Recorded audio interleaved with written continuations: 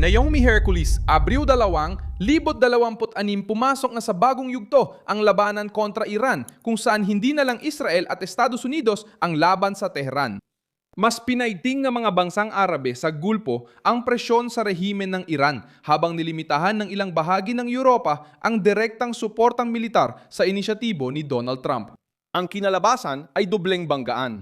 Sa gitnang silangan, tumitibay ang pagkakaisa kontra Islamic Revolutionary Guard habang sa Europa, lumalakas ang pagtutol na sundan ng Washington hanggang sa huli.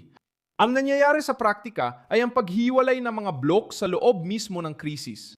Sa isang panig, ang Saudi Arabia, United Arab Emirates, Kuwait at Bahrain. Ayon sa Associated Press, pinipilit nila si Trump na ipagpatuloy ang opensiba. Hanggang sa humina ang Iran at mawalan ng kakayahang magbanta sa rehiyon, mas umabante pa ang mga Emirates at nagpakitang gusto ng sumali sa internasyonal na puwersang magbubukas muli sa kipot ng Hormuz. Umusad din ang Bahrain sa diplomasya at nagdala ng panukala sa Konseho ng Seguridad na sinuportahan ng mga bansang Arabo sa Gulpo at Estados Unidos para protektahan ang komersyal na paglalayag.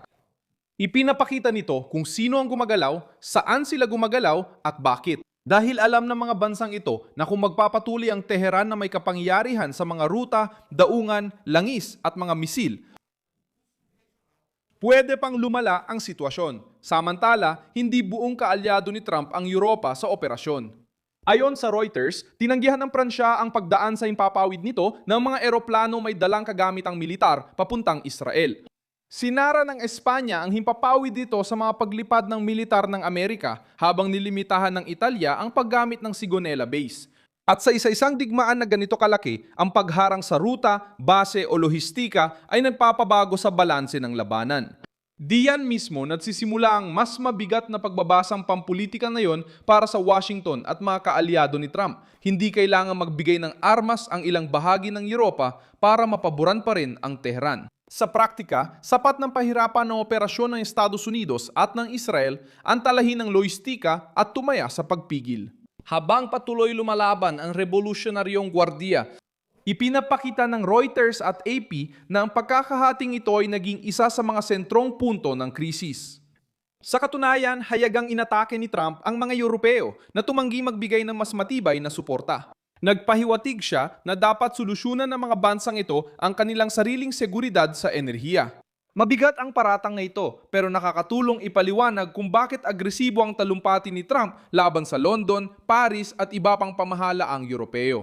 Ayon kay Trump, noong Marso 30, kayang tapusin ng Estados Unidos ang kampanyang militar sa 2-3 linggo. Sinabi ni Marco Rubio na nakikita na ng Washington ang posibleng pagtatapos. Ang ipinahayag nilang layunin ay pahinain ang kakayahang militar ng Iran kabilang ang mga misil, drone, depensang panghimpapawid at ang banta ng nuklear. Ito ang sagot kung paano at bakit tinarget ng operasyon ng Amerika ang estruktura ng kapangyarihan ng rehimen para mabawasan ang kanilang kakayahan sa pag-atake at pananakot sa rehiyon. Iniulat ng Reuters na nakita ng OPEP na bumaba ang kanilang produksyon noong Marso dahil sa digmaan at mga kahirapan sa internasyonal na pag-export ng enerhiya. Nagbabala ito na maaring magdulot ang Abril ng mas malaking epekto sa Europa gaya ng pagkawala ng supply, pagtaas ng inflasyon at kakulangan sa mga fuel tulad ng diesel at kerosenang pang-aviation. Iyan ang dahilan kung bakit tumindi ang paninindigan ng mga bansang Arabe sa Golpo. Hindi lang ito ukol sa suportang pampolitika para sa Israel o kay Trump, kundi pati sa ekonomikong kaligtasan, seguridad ng rehimen at kontrol sa rutang dinadaanan ng yaman ng rehiyon. Sa ganitong sitwasyon, sinusubukan ng Reino Unido na muling pumuesto. Nagsalita na si Keir Starmer tungkol sa pagpapalalim ng ugnayan sa Europa dahil sa epekto ng digmaan. Inanunsyo niya ang pagpupulong ng 35 bansa para talakayin ang muling pagbubukas ng Hormuz at proteksyon sa paglalayag. Pinalakas din ng Pransya at Hapon ang kanilang koordinasyon tungkol sa isyung ito.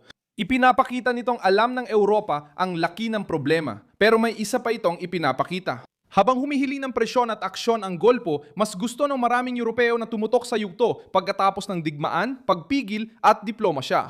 Para sa kampo ni Trump, tunog itong pag-aatubili habang hindi pa tuluyang bumabagsak ang revolusyonaryong gwardiya. Sa huli, ang digmaan laban sa Iran ay hindi na lang laban ng mga bomba, missile at drone, kundi naging labanan sa pagpapuwesto. Sa isang panig, ang mga bansang Arabe na tinitingnan ng Tehran bilang banta ay nagsimulang yakapin ng Pransya. Apoiar ou até estimular mais pressão. Samantala, ang Europa ay nagtatangkang protektahan ng sarili, iwasang lubusang masangkot sa sigalot at bawasan ang pampulitikang presyo ng pagsunod kay Trump hanggang sa uli. Mabigat ang pangunahing mensahe ng pagbabagong ito. Lumalakas ang blok laban sa Iran sa gitnang silangan, ngunit nabibiyak naman sa loob ang kanluran. Kapag ang mga kaalyado ay nag-aaway, kahit may digmaan, bawat pag-atras sa politika ay nagbibigay lakas sa rehimen na patuloy umiiral.